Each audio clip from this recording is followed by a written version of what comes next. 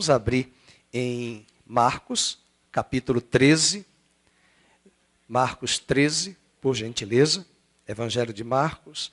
Nós temos estudado o Evangelho de Marcos desde o ano passado. Agora estamos no capítulo 13.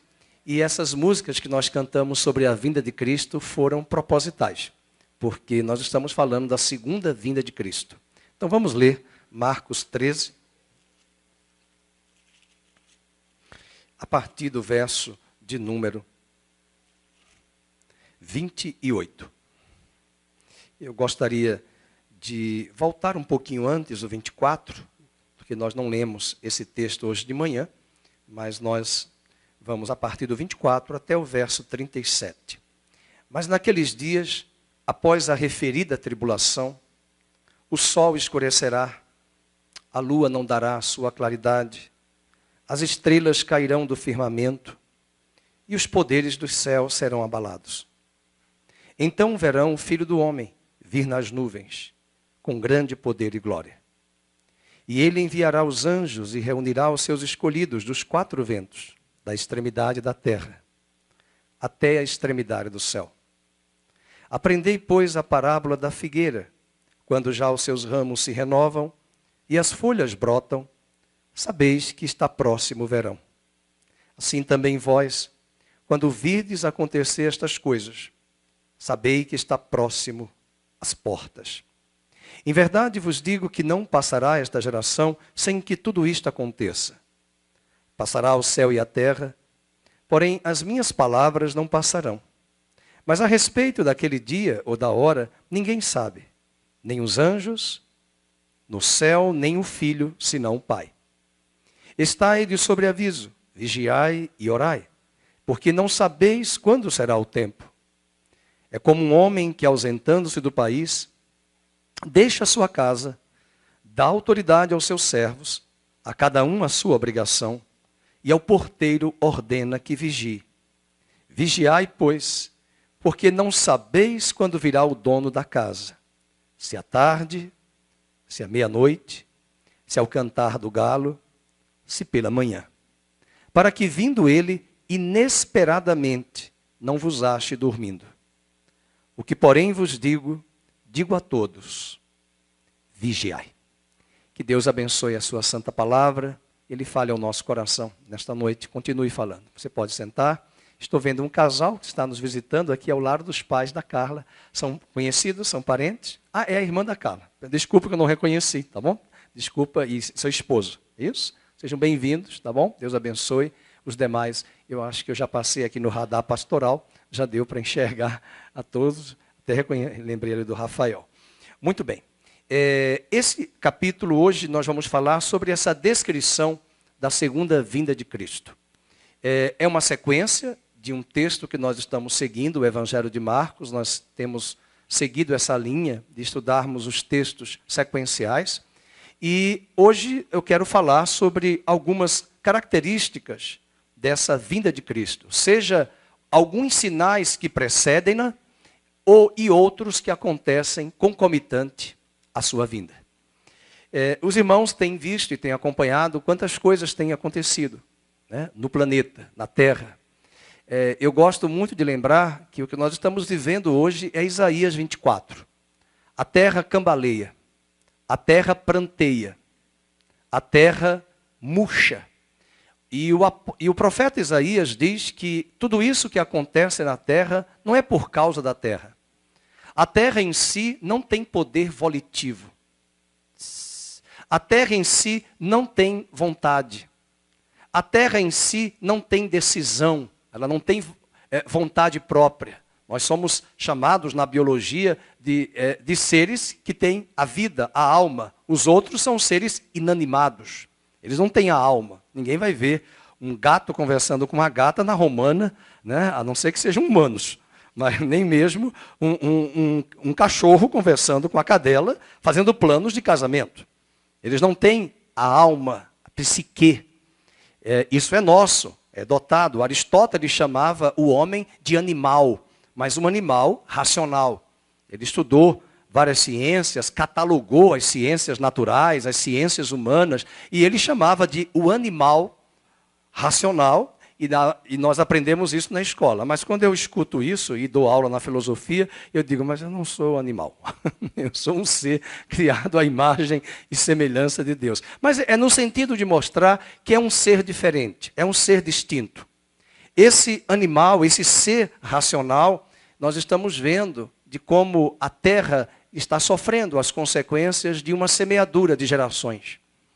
E nós caminhamos para um ápice, ao mesmo tempo caótico.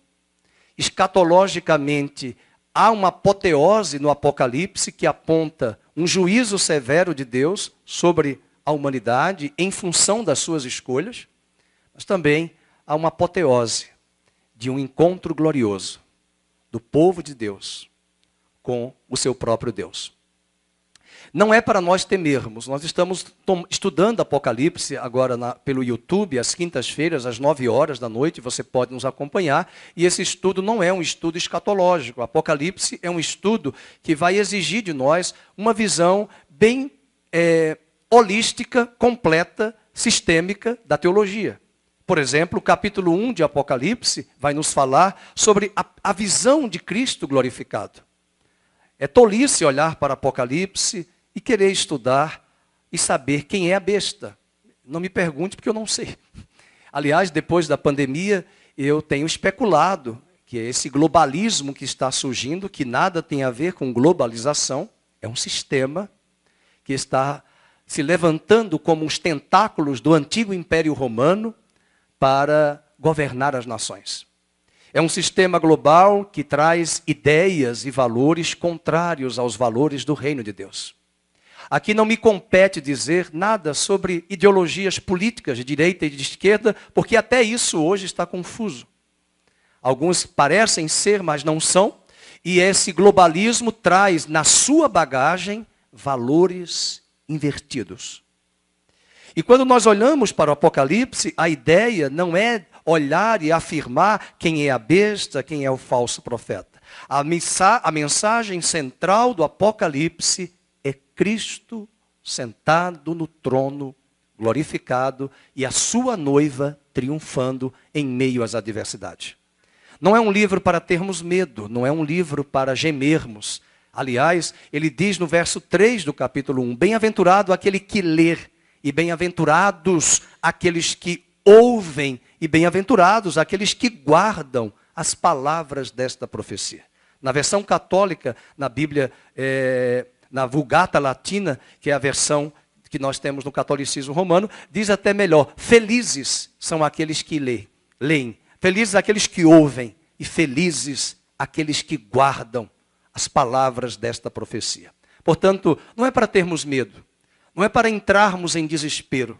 Estudar sobre a vinda de Cristo é compreender um plano de Deus redentor que ele tem traçado desde a queda do homem para consumar um dia todas as coisas e levar esse homem a retomar aquilo que estava lá no começo, um paraíso, um jardim do Éden. Na última aula nós comentamos aqui que o Apocalipse termina com a árvore da vida, o acesso à árvore da vida. Por que essa árvore reaparece no capítulo 22? Porque nós a perdemos em Gênesis 3. O rio da vida também estava lá no paraíso. Adão e Eva foram expulsos do jardim. E o mais lindo é lá em Gênesis 3:22, que o caminho do acesso à árvore foi fechado. Um anjo guardou o caminho da árvore. E esse caminho foi nos dado agora há 2000 anos em Cristo Jesus. Ele é o caminho, a verdade e a vida. E agora, quem tem sede, beba da água dele. Quem quer frutificar, venha a ele e vai dar muitos frutos. Ele é a videira verdadeira. E Apocalipse 22, em Apocalipse 22, a árvore da vida reaparece. Isso é muito bonito, porque o que nós perdemos em Gênesis, com Adão, nós conquistamos em Cristo, novamente. Ele é o último Adão. Ele não é chamado de último Adão aleatoriamente. Ele veio cumprir o que o primeiro Adão não cumpriu. E a humanidade um dia vai reconhecer que em Cristo reside a plenitude de todas as coisas. Sobre Adão estava o governo. Sobre Adão estava o governo de Deus para reger esta terra, transmitindo a todos os homens que traziam sobre si a imagem e a semelhança de Deus para governar. Hoje, os homens são dominados pelo cigarro, pelo álcool, pelas drogas, e dominado pelo dinheiro, dominado pelo orgulho. E esse não foi o plano de Deus. Em Cristo, todas as coisas são feitas novas. Há uma nova criação. Hoje não estamos enxergando ainda visivelmente essa nova criação, mas ela já está plenamente estabelecida nas regiões celestiais. Infelizmente, a sociedade que nós vivemos, por conta do pecado, ela perdeu essa dimensão espiritual. É por isso que nós somos idólatras por natureza. Idólatra não é aquele que apenas tem imagens de falsos deuses. Isso é fichinha. Idólatra é tentar relacionar-se com Deus e tentar colocar em coisas materiais a plenitude da sua vida. E nós achamos que a nossa vida se resume a este mundo, esquecendo-se que nas regiões celestiais, onde Cristo está assentado à direita de Deus Pai, esse reino invisível hoje, é nesse lugar que nós estamos assentados com Ele, e em breve Ele voltará, e todo olho verá, e aquilo que era invisível será visível a todos os homens. Só que pode ser tarde para muitos que não dão crédito à verdade. Dão crédito à mentira. Porque é muito mais fácil tatear estas coisas, tocar nestas coisas que roubam o lugar de Deus e impede-nos de adorá-lo como Ele é. Vamos pegar o primeiro sinal da segunda vinda de Cristo, né? Algumas características. Ela será precedida por grandes convulsões cósmicas. Grandes convulsões cósmicas. Eu acho a palavra convulsão muito forte. Mas isso é uma verdade. Verso 24, vamos ler. Naqueles dias, após a referida tribulação. Que referida tribulação é essa? A referida tribulação é a grande tribulação que a humanidade e a igreja vão enfrentar. Essa tribulação, na teologia de Daniel, na teologia dos reformados, dos pais da igreja, até o século XIX, é a 70ª semana de Daniel. Pastor, o que é isso? 70ª? Daniel teve uma profecia do capítulo 9. Ele viu 69 semanas. Mais uma semana. 69 mais uma, 70. Essas 70 semanas de anos, você multiplica 70 vezes 7. Vamos lembrar de tabuada? Só os de cabelos brancos aqui que fizeram tabuada. 70 vezes 7 e as mulheres que pintaram os cabelos. 70 vezes 7, 490 anos. Eu já falo isso porque as crianças de hoje não estudam tabuada, gente. Fica contando no dedo. A gente sabe de cor. 7 vezes 8, né? 56, 7 vezes, 9 vezes 8. É para dizer na boca, na hora. Dá um beliscão de noite. Quanto é 5 vezes 7? 35.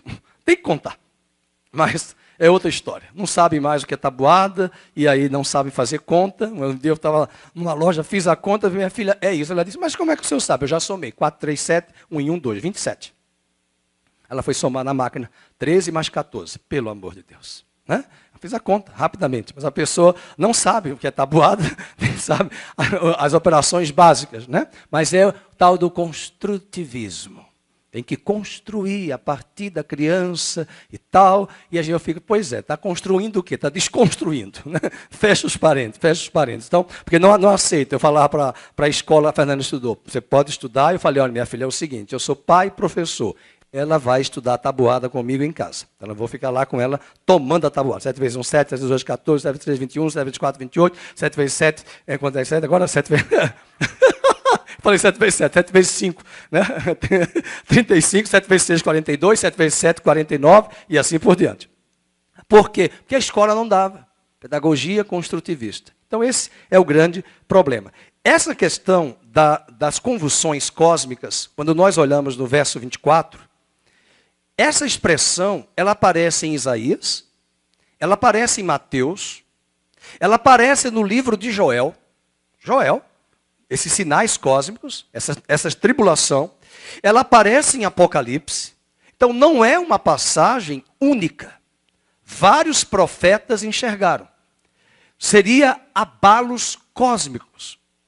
Os terremotos que acontecem, por mais que tenhamos aqui geógrafos e geólogos, não fique colocando na sua cabeça um elemento racional. Não, mas isso se explica pela escala Richter, pelas placas tectônicas, porque a região da Turquia, realmente ali na Turquia são 3 placas ou 4 placas? 4 placas naquela região, elas se encontram. Eu fui olhar essa semana no mapa para ver só as placas tectônicas onde elas estão. São 4 placas. Tudo bem que a explicação lógica é esse deslocamento das placas.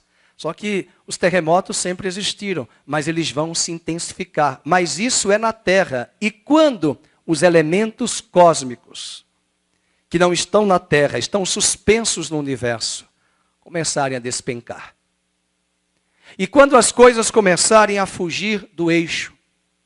Nós estamos vendo a natureza, e nós já pegamos aqui um santuário nosso anterior, onde nós estávamos, como diz o filme de Hollywood, e o vento levou o telhado. E até hoje não achamos uma parte do telhado que partiu para o condomínio, e foi um furacão tão grande que arrastou e destruiu telhados e casas em Souzas, e aqui nessa região, destruindo tudo. A sorte que tínhamos feito um seguro no banco, para que conseguimos pagar. Foi um horror. Só ficaram os instrumentos aqui na plataforma, as cadeiras, mas o telhado e o vento levou parte 2. Então isso é algo que nos foge do alcance do controle. Essas tribulações, essas convulsões cósmicas, elas podem ser vistas em 2 de Pedro, capítulo 3, verso 10. Vamos ver o texto, 2 de Pedro 3,10. Você pode conferir na tela e anotar no seu caderno. Virá, entretanto, como ladrão o dia do Senhor, no qual os céus passarão com estrepitoso estrondo, e os elementos se desfarão abrasados. Imaginemos a cena, esses elementos sendo tomados pelo juízo de Deus, natureza. Também a terra e as obras que nela existem serão atingidas. Nós não podemos usar a nossa mente racional e dizer, não, isso não vai acontecer. Queridos, ninguém previa as pragas que aconteceriam no Egito. Se você for um estudante com grande cuidado, afinco, né, na Bíblia, no livro do Apocalipse, as pragas do livro do Êxodo, elas reaparecem no livro do Apocalipse. Elas são paralelas.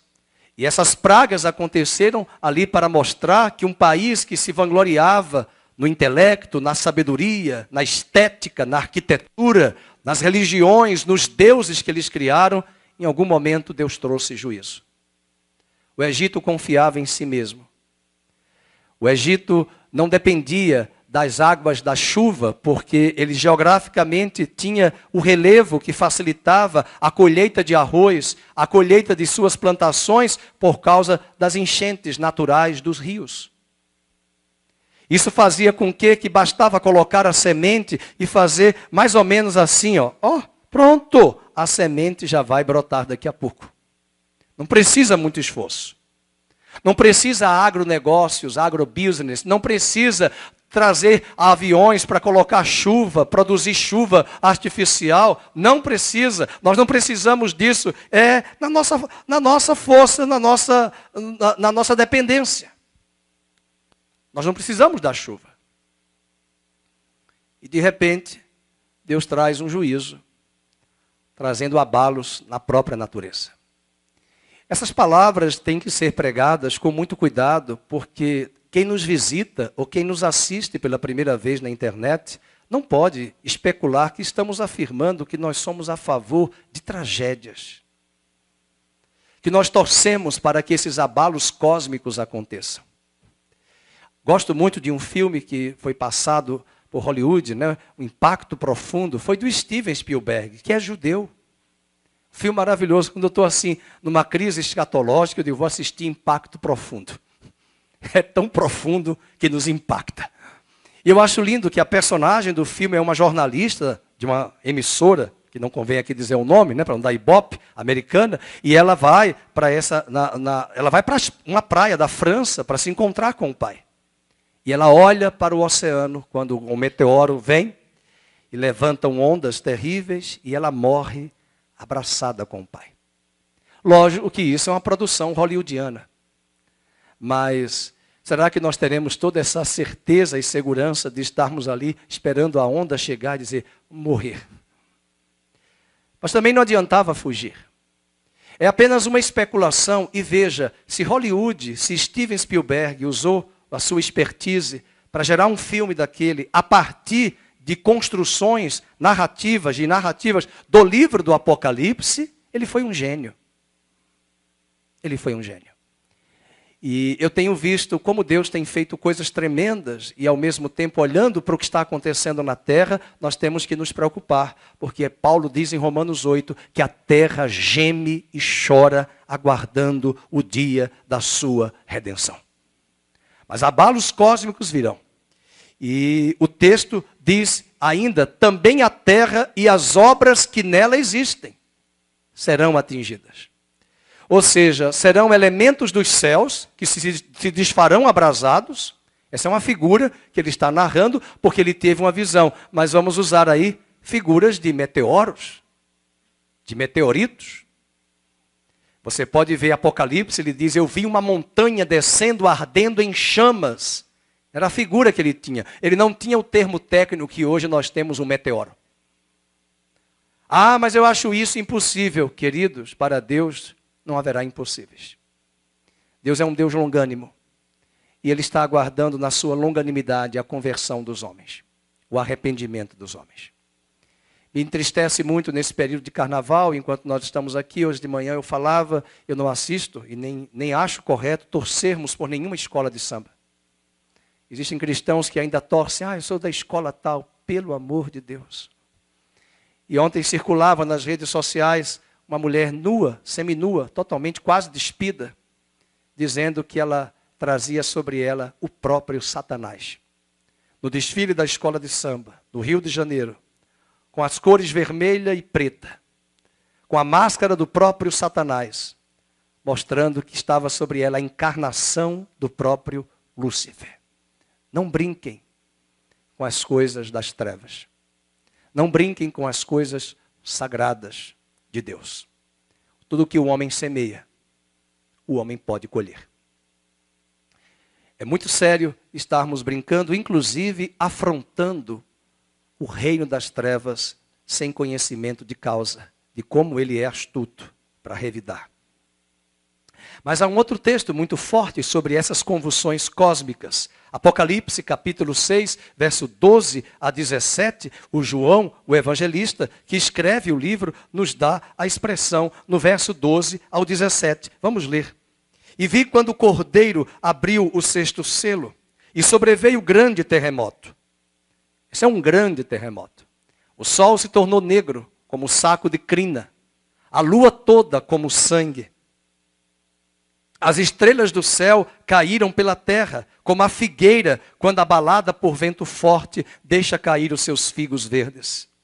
E o céu recolheu-se como um pergaminho quando se enrola. Então todos os montes e ilhas foram movidos do seu lugar. Um grande comentarista de escatologia, Adolf Paul, traz o comentário: essa é a hora do balanço de Deus. Está fechado para balanço. É a hora em que talvez eu e você, e talvez nem no Egito, eles contemplaram esse juízo tão severo. Essa é a hora que Deus vai fechar o balanço com a terra. E até a natureza reage de forma singular. Versículo 15, os reis da terra são os líderes globais. Os grandes, que são os poderosos, os comandantes, os ricos, os poderosos, e todo escravo, e todo livre, se esconderam nas cavernas e nos penhascos dos montes. eles se tornaram ali impotentes de administrar a natureza. Aqui mesmo nós temos um prelúdio aqui em Campinas, uma espécie de laboratório. Quantos prefeitos, não sei qual foi o prefeito que fez essa obra aqui da Norte e Sul, para tentar evitar o acúmulo de água na Princesa do Oeste. Basta chover. E os apartamentos ali, o Pão de Açúcar na Princesa do Oeste, meu Deus do céu, em frente ao Guarani. Só falta barco andar ali. As motos são tragadas, arrastadas. Foi uma obra feita, mas a natureza, quando vem, ela não mede limites. Isso é só um exemplo. Imagina vindo de uma forma como esta, bem severa. Verso 16, e disseram aos montes e aos rochedos, caí sobre nós e escondei-nos da face daquele que se assenta no trono e da ira do Cordeiro. Porque chegou o grande dia da ira deles. E quem é que pode suster-se? Percebam que o dia da ira está com D maiúsculo. Esse é um dia singular.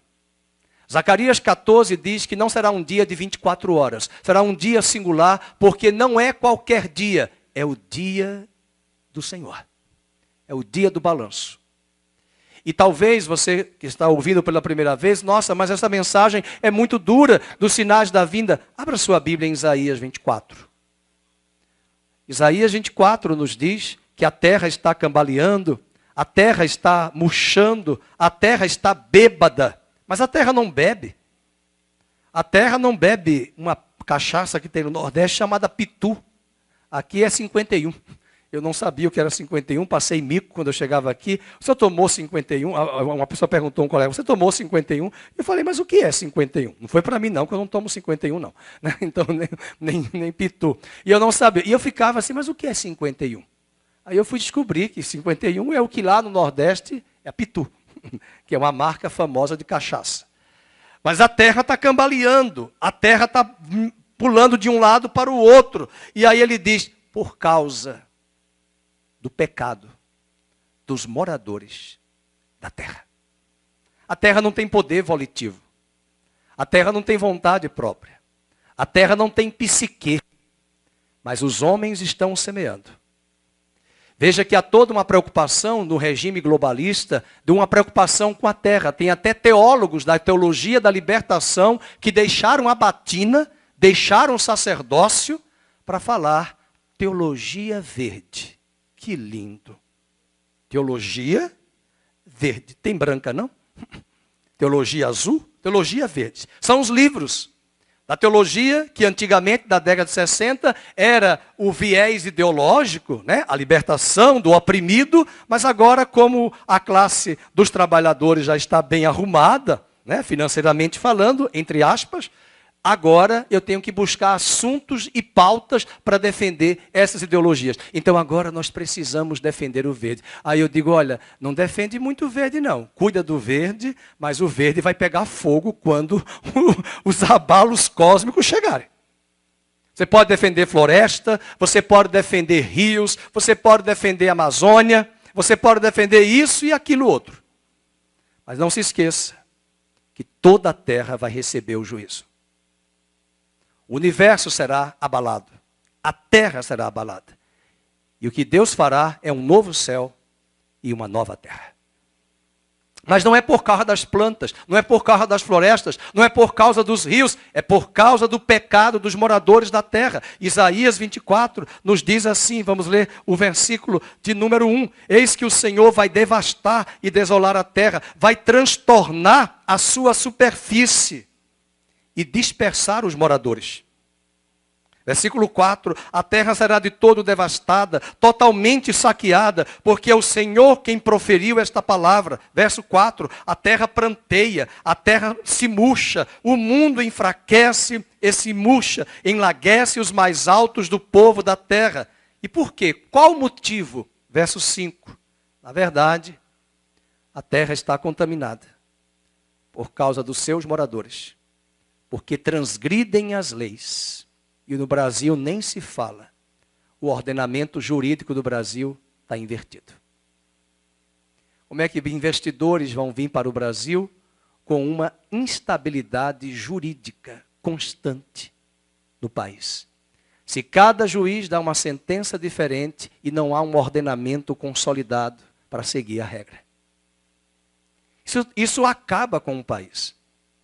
As leis são frouxas, as leis são alteradas segundo seus ditames e as suas intenções. E é por causa disso que Deus diz, eles transgridem as leis, eles violam os estatutos e o mais triste, eles quebram a aliança eterna. E aí vem a consequência, verso 6. E é por isso que a maldição consome a terra. E os que habitam nela se tornam culpados. E por isso serão queimados os moradores da terra e poucos homens restarão.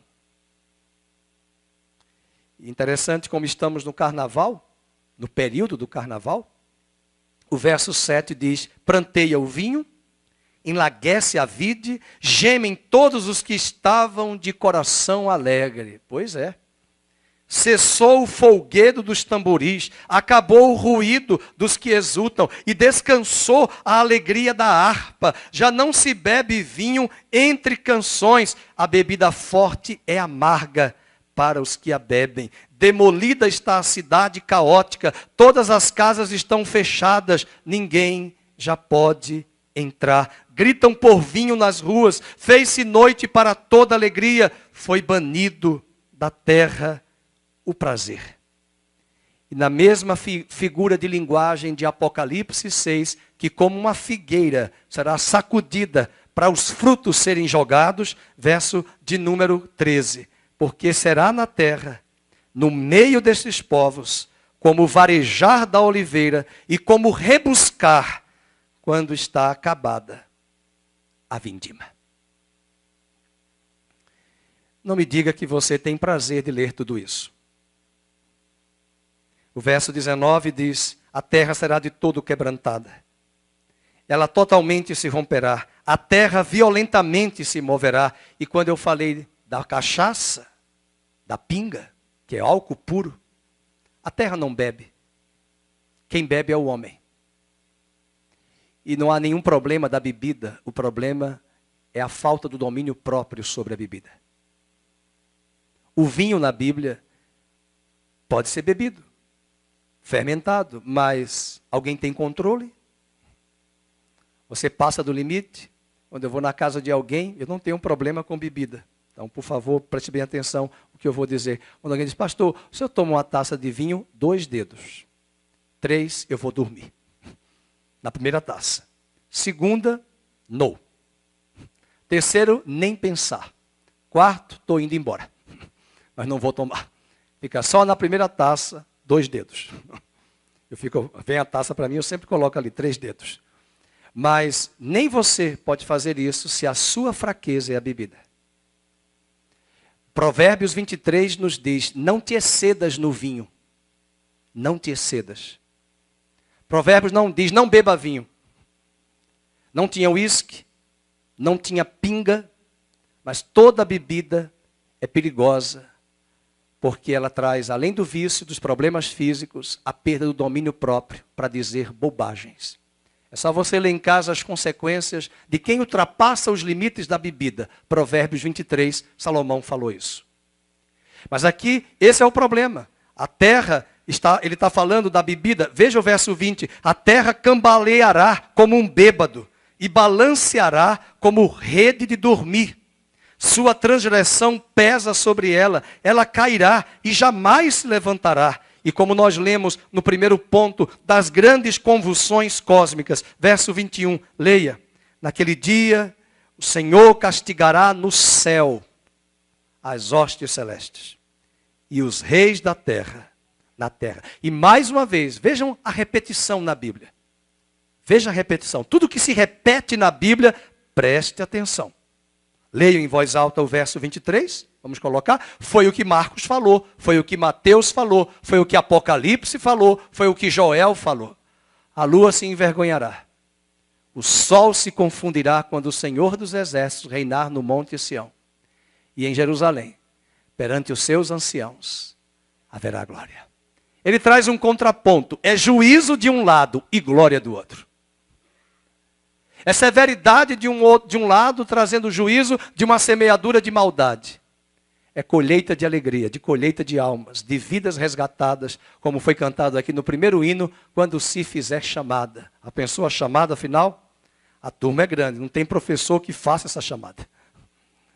Vai ser uma linda chamada de todos os eleitos e remidos. Vamos para o segundo ponto, voltando para Marcos capítulo 13. Será visível, a vinda do Senhor será visível, será pessoal, visível e pública. Marcos capítulo 13, verso de número 26. Então ele diz, então verá o Filho do Homem. Nós vamos cantar daqui a pouco essa música. Então se verá o Filho do Homem, e todo olho verá, e toda língua confessará, e todo joelho se dobrará, que Jesus Cristo é o Senhor.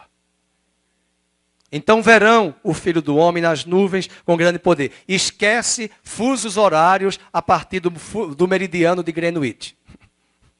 Pastor, como é que vai ser os fusos horários? Nem eu sei, mas ele vai mudar toda a ordem, então vai ser um horário só, e é pela primeira vez que a Terra vai ser plana.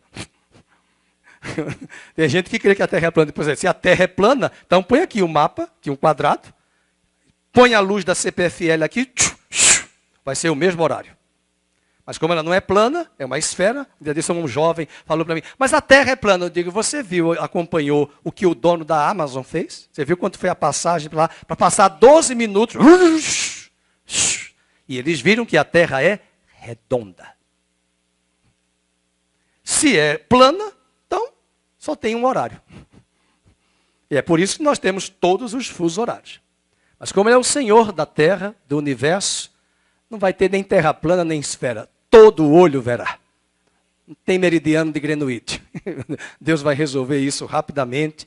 E as emissoras vão ficar loucas porque todo mundo verá, né, naquele dia. Vai ser algo tremendo, inusitado. Será visível, será pessoal e uma vinda pública.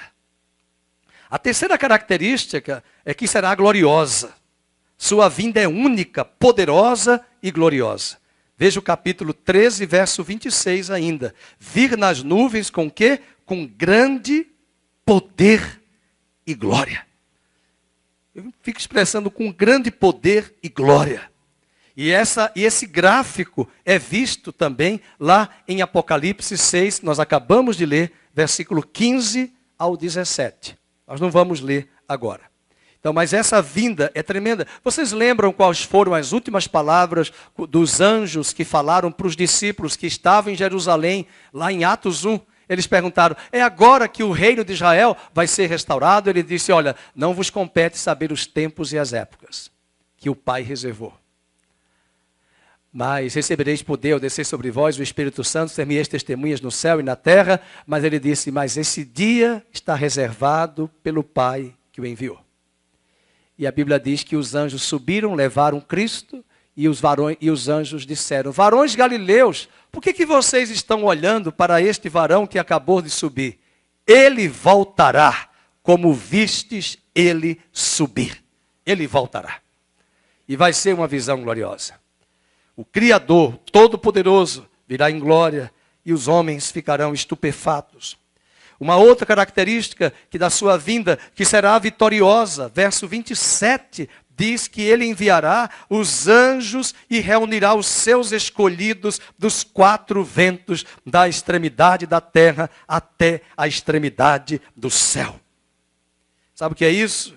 Os eleitos de Deus serão chamados na chamada final e todos os eleitos serão tirados dos quatro cantos da terra pelo Senhor e todos esses serão chamados de vitoriosos, porque ele disse, ao vencedor dar-te-ei a coroa da vida para reinar no reino do meu Pai. Portanto, nós somos os eleitos. Quantos eleitos temos aqui? Diga amém. Você é um eleito. Você não foi eleito pelo voto, embora alguns nem foram eleitos, foram declarados eleitos. Mas você foi eleito, chamados pelo Senhor, separado pelo Senhor, separado pelo próprio Deus. Então valorize. Meu sogro sempre dizia isso quando o ministro da Saúde provocou ele falou, o senhor é ministro da Saúde, eu sou ministro do Evangelho. Você vai ficar 4 anos e eu permaneço para sempre. Ministro do Evangelho. Lá no céu não tem PhD. Eu tenho mestrado, eu tenho MBA. Agora é Doctorate of Master of Business of Administration. Agora é Doctor PhD de negócios. É mestrado profissional, é isso, é pós. Mas no céu não vai ter isso. Ninguém está desprezando o currículo. Moisés tinha um excelente currículo. Nós estamos estudando em Êxodo que ele teve 3 fases na vida dele. 40 anos aprendendo a ser no palácio, filho de Faraó. 40 anos aprendendo a não ser nada. Porque ele foi trabalhar, imagine, para o sogro, 40 anos. Sem INSS, sem FGTS e sem 13º. 40 anos trabalhando. Quando chegou 80, Senhor, INSS. Deus disse, agora você está na ativa. E ele fica dos 80 aos 120 anos, trabalhando para o Senhor. Que maravilha. Mas preste bem atenção. Cadê o currículo de Moisés? Foi para a lata do lixo? Não, Deus não despreza currículo de ninguém. Ele não desprezou o de Paulo. Dá uma olhadinha no capítulo 7, quando ele vai trazer a primeira praga e manda Moisés falar com o faraó. Sabe onde ele fala? Você já pensou, eu entrar no palácio do Biden, em Washington? Eu não posso entrar, tem que ter autorização. Ele vai, chega lá e Faraó está tomando banho no rio Nilo, conversando com o Nilo. Nilo era uma divindade. De repente, quando ele está tomando banho lá, possivelmente pelado, depois ele aparece, Moisés está aqui, chegou. Tem um recado de Deus para você. Como é que ele chegou? Como é que ele tem acesso? Currículo. No inglês se chama background. Seu background. Só que como já tinha ficado no lixo 40 anos, e ele aprendeu que ele não precisava depender da sua intelectualidade, agora ele está no ponto. Ele depende do Senhor. Amém, queridos? Quem sabe você está desprezando o seu currículo. Despreze não. Deus usa o seu trabalho para a glória dele. Os reformados diziam no século XVI, os calvinistas, os puritanos, que o nosso trabalho é para a glória de Deus. Toda vocação é divina, inclusive a de lixeiro. Porque graças a Deus pelos garis que limpam a cidade e tiram o lixo. Então valorize as profissões. Valorize as costureiras. Valorize aqueles que trabalham com coisas que... eu sou um desastre. Cadê os professores de educação artística? Manda eu fazer uma obra de arte. Quando eu fazia odontologia, eu tinha que fazer os dentes, irmão. Já pensou aqueles... Sabe aquele sabão? Cadê a Carla? Você teve isso, Carla? Um sabão, que era um sabão azul, a gente comprava. Era uma marca Bem-TV. E a gente tinha que esculpir os dentes, molar, premolar, canino, incisivo, num sabão desse tamanho. Ah, meus irmãos, vou contar meu pecado. Chamei uma dentista maravilhosa, que é uma excelente profissional de Gandira, você vai me socorrer, faz os dentes para mim. Eu tirava 10, ela tirava 9,5 no dela. Mas eu não pequei assim não, eu chamei a professora de professora, eu sou um desastre. Olha, todos os dentes quem está fazendo para mim é Andira. Não me peça para fazer dente, esculpir, que eu sou uma tragédia. Então, eu olhava assim, o molar bem esculpido, 4 raízes, o canino, premolar. Imagina se eu vou fazer isso. Obra de arte. É cada um no seu quadrado. Cada um com seus talentos. E eu confessei para a professora e ela me deu a nota. Graças a Deus, fui aprovado. O nome da matéria, anatomia dental. Você teve essa matéria? É terrível. Para mim era uma dor de cabeça. Para você é uma bênção, porque você é uma artista no dente. Então, o capítulo de número 13 de Marcos, no verso de número 27, diz que esses eleitos serão vitoriosos. Serão tomados naquele dia. Essa expressão aparece em Mateus também, capítulo de número 25, quando Jesus disse, quando o Filho do Homem vier em sua glória, ele enviará os seus anjos. Portanto, cuidado. Você pode estar na igreja, muitos podem estar na igreja e não serem os eleitos. Podem ser membros de igreja. Podem ter títulos, podem ter cargos, funções. Mas não são alistados na Jerusalém celestial. Isso é muito triste porque as pessoas se acomodam com a religião. Ficam no automático. Cumprem tabela de vir aos cultos. Mas o coração delas não está em Deus. E nós não podemos julgar as pessoas. Temos que ter muito cuidado, porque muitas pessoas, na última hora, vão se voltar para Deus e vão ser salvas. E às vezes nós julgamos e nos achamos melhores do que os de fora, mais santos do que os de fora. E tem personagens da Bíblia que me encantam. Ruth, a pagã, a moabita. Que resposta daquela mulher. Quantas pessoas lá fora nos encantam pela vida que elas têm, pelas atitudes que elas têm. Só falta pouca coisa para a conversão.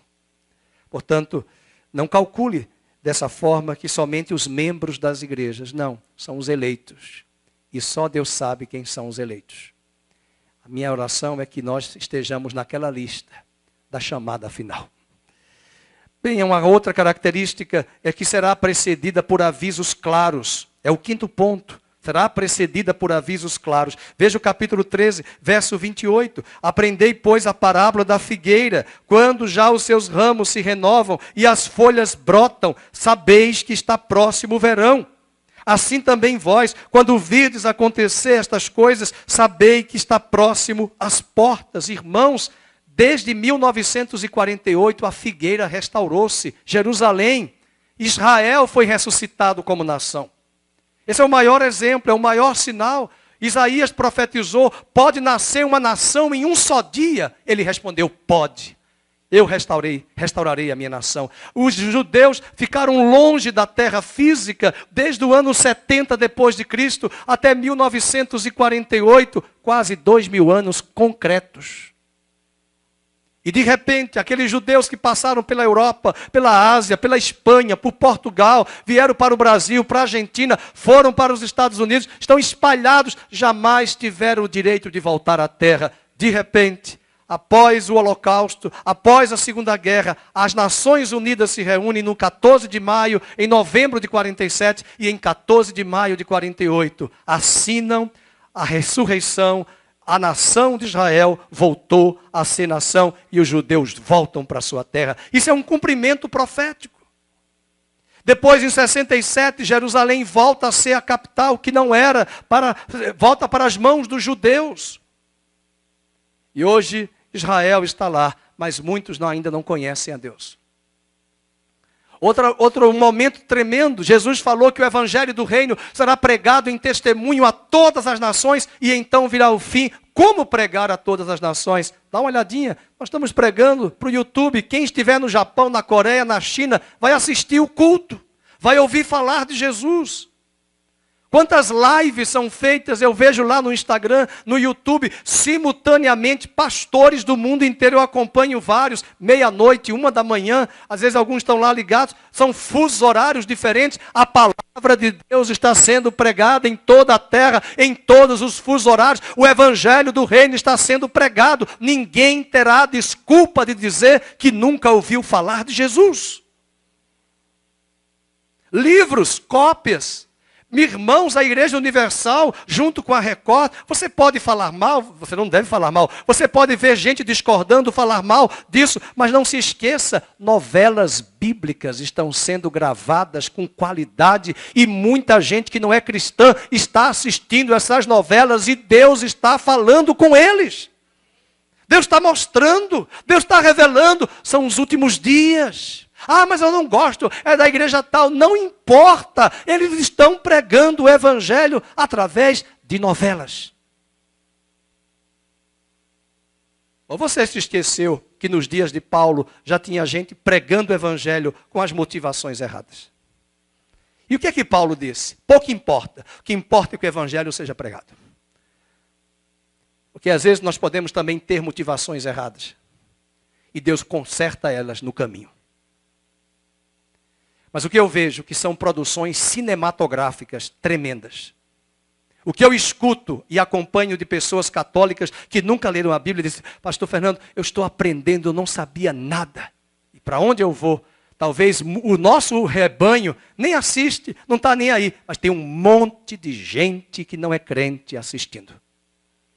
Estão conhecendo as histórias. Já pensou alguém morrer hoje e não saber nem quem é Abraão, chegar lá na eternidade e o anjo dizer assim, vai para o Fumec, Mobral. Porque você não sabe nem quem é Abraão. Lá no céu deve ter, na eternidade, escola bíblica para o Mobral. Hoje não é mais chique, é EJA, Educação Jovens e Adultos. Fumec, para aprender a ser alfabetizado. Então lá no céu vai ter Fumec. Mobral. Porque as pessoas não sabem nem quem é Abraão. Ela sabe qual é a música da Anitta. Ela sabe quem é o namorado do cantor gospel lá, mas elas não sabem as histórias da Bíblia, o plano da redenção, elas não sabem, mas Deus está colocando disponíveis, em disponibilidade para muita gente ouvir a palavra de Deus. E essa geração está vendo. Além disso, uma outra característica é que será imprevisível. Capítulo 13, verso 32, diz assim: mas a respeito daquele dia ou da hora, ninguém sabe, nem os anjos do céu, nem o Filho, senão o Pai. É imprevisível. Os próprios adventistas que hoje estão bem consolidados, sabem que houve um erro do Guilherme Kerr, não é o Guilherme Kerr, da Célia Kerr, que já morreu, a Célia, não é dos Vencedores por Cristo, mas eles vieram antes e afirmaram, em tal lugar nos Estados Unidos, vai acontecer a vinda de Cristo, e não aconteceu. E hoje eles já sabem e eles evitam, né, cometer esses erros, porque foi uma geração de pessoas que nem eram adventistas, depois é que vão se tornar adventistas. E que eles têm o tema e o nome da igreja Adventista do Sétimo Dia, porque eles estão dizendo o advento de Cristo no sétimo dia, porque é o sétimo milênio do Senhor.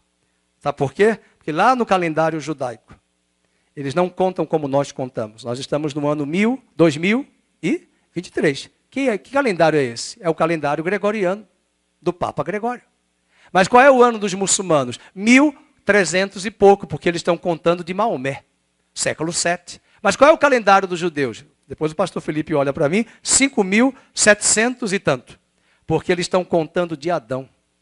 Até aquele dia. Aí já vem um problema na cabeça que eu já estou olhando no rosto de alguns. Mas a Terra não tem milhões de anos? Milhões? A minha esposa está dizendo, tem não. Bem, a Terra tem milhões de anos, será?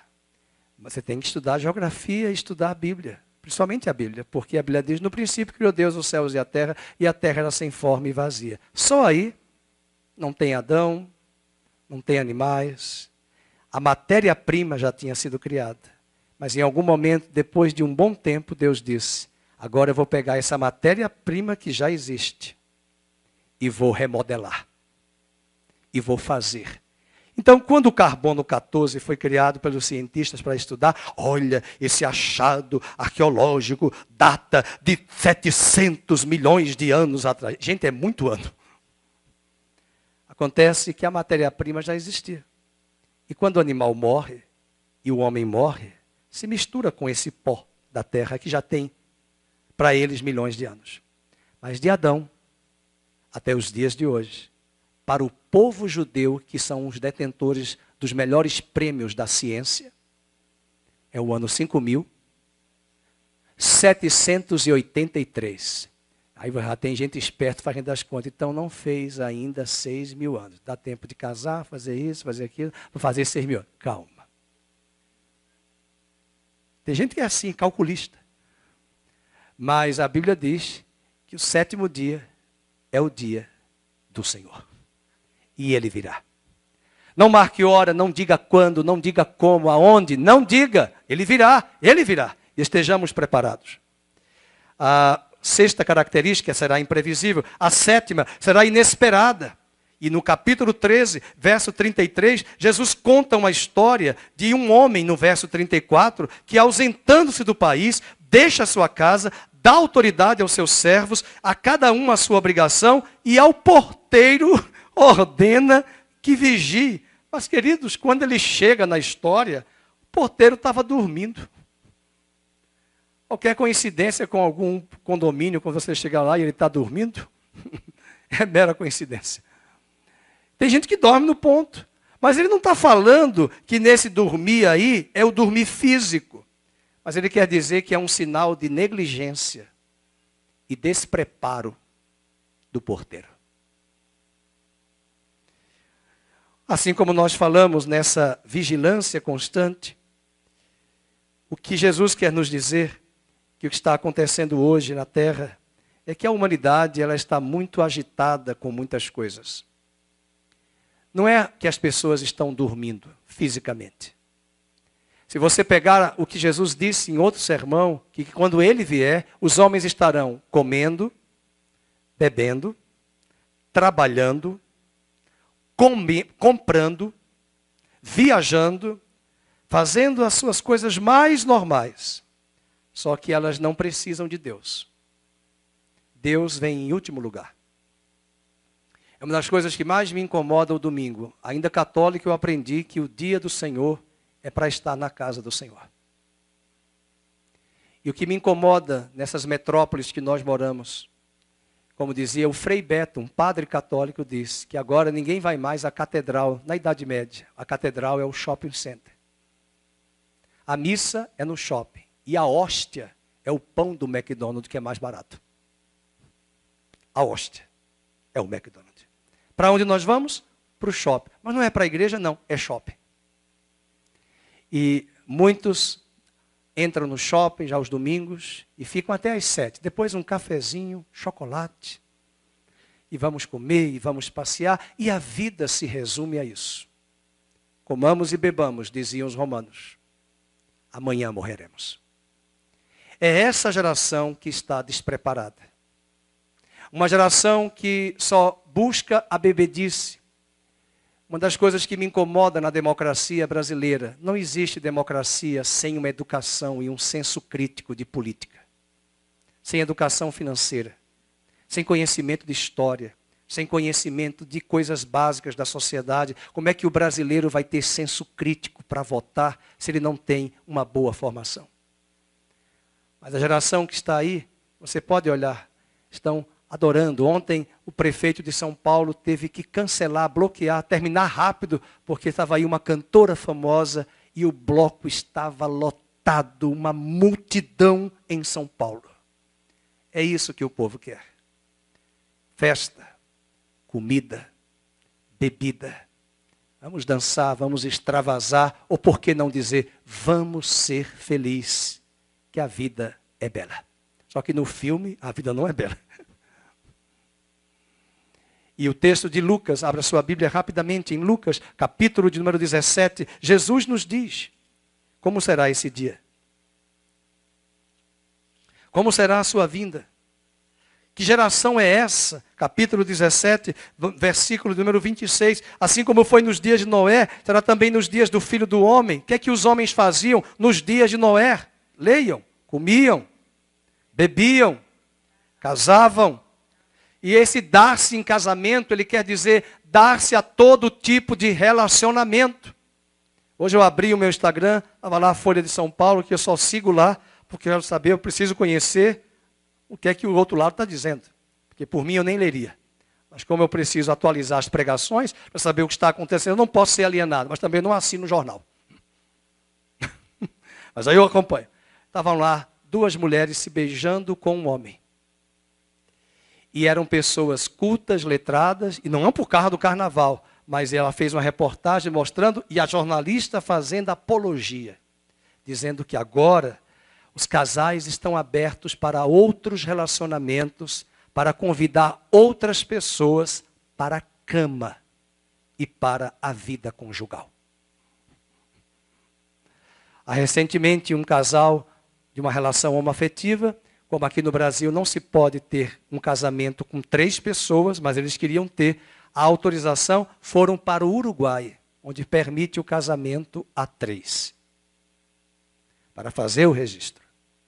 Então, é dar-se a todo tipo de relacionamento. E isso é uma coisa que o mundo global e as nações estão aprovando. E o mais triste ainda é que tem pessoas que não praticam esse tipo, mas elas concordam e dão o aval.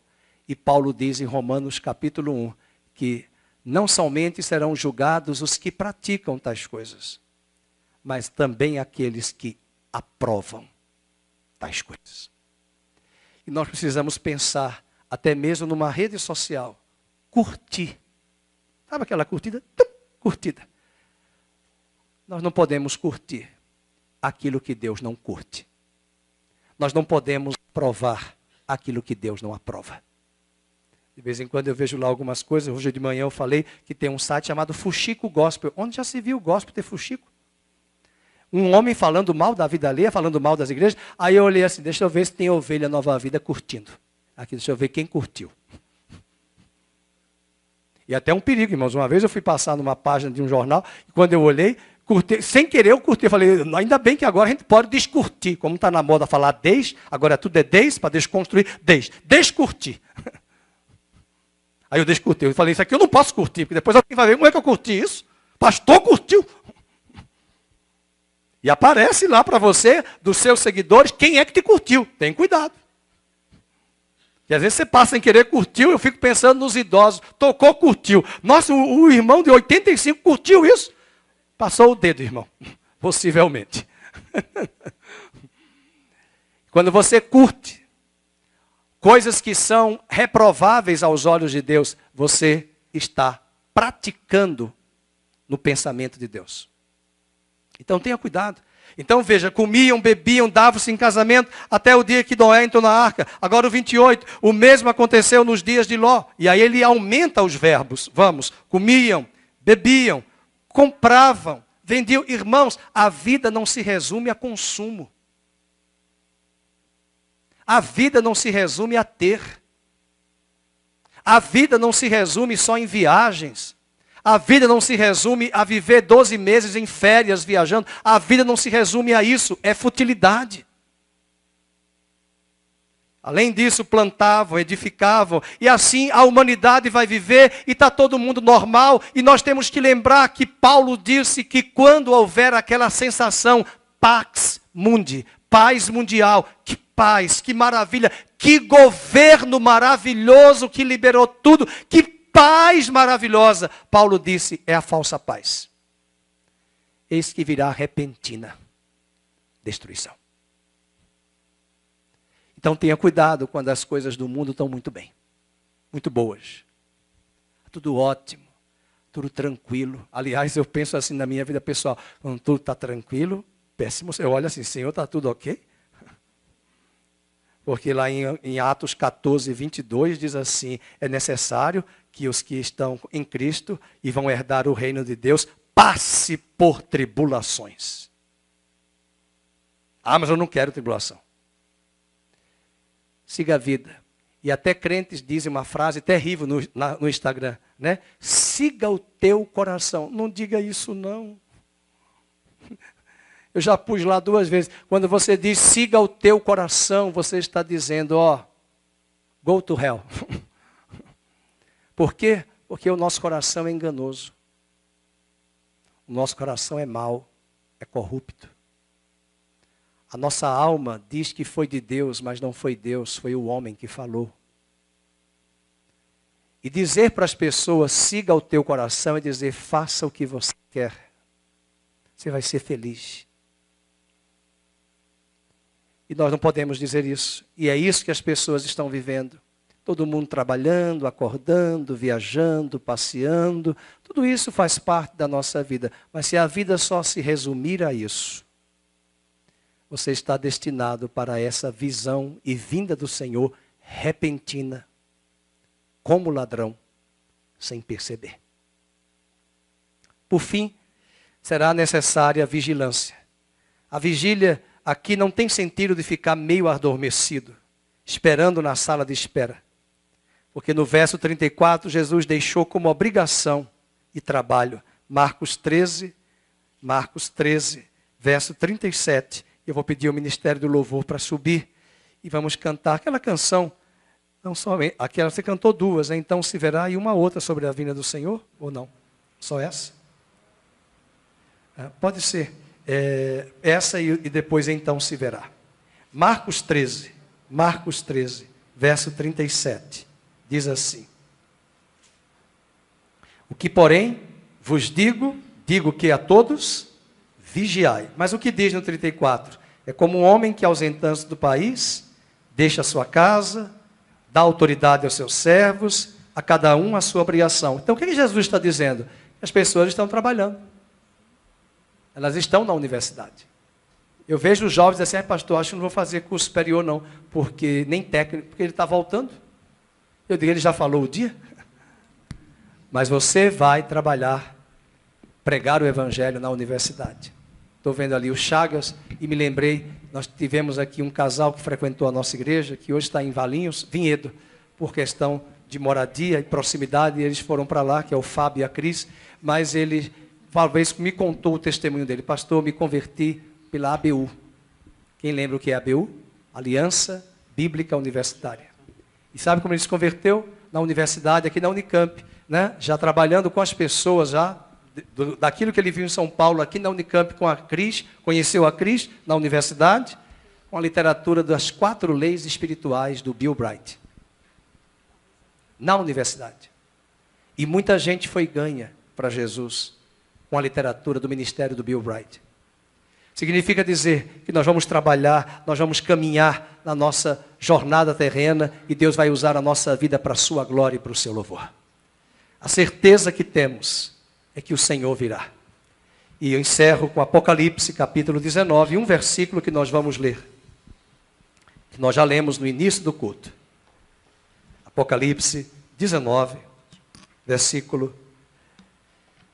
de número 19, quando ele fala que a noiva se aprontou. Versículo 7, alegremo-nos, exultemos e demos-lhe a glória, porque são chegadas as bodas do Cordeiro, é o casamento, cuja esposa, todos, a si mesma já se ataviou, pois lhe foi dado de vestir-se de linho finíssimo, com resplandecente e puro. A noiva dele, do Cordeiro, a esposa dele, a si mesma, já se ataviou. Essa é a visão gloriosa, a noiva pronta para o Cordeiro. Eu pergunto hoje à noite, essa pergunta é para mim também. Estamos prontos? Estamos aguardando, a Carmen está fazendo assim, está pronta não. Mas é um bom sinal. É um bom sinal. Você, a Carmen estava rindo isso, só não faça o que a mãe do pastor Aguiar fez uma vez. Senhor, perdoe meus inúmeros pecados. De noite, de manhã ela acordou. Senhor, perdoe meus inúmeros pecados. A irmã foi no bordel? Mas são os inúmeros pecados que a senhora de ontem à noite para hoje pecou. Tudo isso. Então, às vezes a gente está pensando em pecados, né? Mas se estamos preparados, pelo menos o nosso coração está atento, vigilante, acordado, trabalhando, fazendo a obra, mas sempre com aquela expectativa. O Senhor virá. O Senhor virá. E Ele vai usar a minha vida com os dons e talentos que Ele me deu para a sua glória, para o seu reino. Fique de pé. Vamos orar. Pai querido, te louvamos por esta palavra. Colocamos este texto em tuas mãos. Já ouvimos tantas pregações sobre a vinda de Cristo, mas o dia se aproxima. A natureza geme e chora. Essas verdades que acabamos de ler aqui são verdades de 2000 anos. Para os profetas antigos, às vezes 3000 anos. Mas um dia tudo isso vai se concretizar. Não permita que sejamos pegos de surpresa. Se algum de nós está dormindo, distraído, disperso, assim como o Senhor levantou anjos para tirar Ló de Sodoma e Gomorra, arrastou Ló e as suas filhas, se também usa pessoas para nos despertar, nos acordar, levar-nos ao lugar seguro, levar-nos ao lugar de segurança, e que sejamos também instrumentos do Senhor para acolher tantas vidas, para que no meio desse mundo perdido, sem esperança, sejamos a resposta para elas, da esperança que é Cristo. Que o Senhor use a vida de cada pessoa aqui, cada profissional na sua profissão, cada pessoa que é tão importante para Ti, principalmente os que nos visitam hoje. Abençoe a saúde de cada um deles, abençoe o físico. Oramos por pessoas que estão enfermas, lembramos do pastor Haroldo Walker, para que o Senhor cure ele do câncer. Põe a tua mão também sobre a vida do Sérgio, que está nos assistindo agora. Põe a tua mão sobre a irmã Anelisa, irmã do Lucas, que está também com câncer, que vai fazer a cirurgia para a glória do Senhor. Colocamos Valadiá em Maceió, que nos assiste, para que também ele seja curado, restaurado. Colocamos o filho da Luzia, do Márcio, Luiz Fernando. Colocamos também a sua nora, Priscila. Nós colocamos, ó Deus, o pastor Aníbal que está aqui conosco hoje, para que ele seja curado e tenhamos o privilégio de tê-lo como coluna em nosso meio. Sarado, curado, que ele seja um Simeão da vida na casa do Senhor, vendo a vinda gloriosa do Senhor, se for a tua vontade. Abençoe os que entraram aqui enfermos. Abençoe os que estão nos assistindo em casa, que precisa da tua graça. E basta uma palavra tua para sermos curados e a nossa vida ser transformada. Abençoe o trabalho de cada um. E principalmente tenha misericórdia da nação brasileira. Não somos melhores do que os de fora. Mas oramos por tantas vidas que estão agora em Recife, em Olinda, em Salvador, na Marquês de Sapucaí, no Sambódromo do AMB. Nas cidades por este Brasil, onde a bebida, a luxúria, a prevaricação, a perversão sexual são instalados ali nessas ruas. Assim como nós estávamos entregues ao engano e a tua graça nos alcançou. Venha alcançar estas vidas. Tenha misericórdia deles. E que o Senhor use as nossas vidas para orarmos em compaixão por este país. O Senhor abençoe os nossos governantes no Brasil. Dê sabedoria a estes homens, para que tenhamos uma vida sossegada e tranquila. Que o Senhor abençoe a todos. Que o amor de Deus, a graça bendita de Cristo e a doce consolação do Espírito Santo permaneçam sobre todos, agora e sempre, no nome de Jesus. Amém.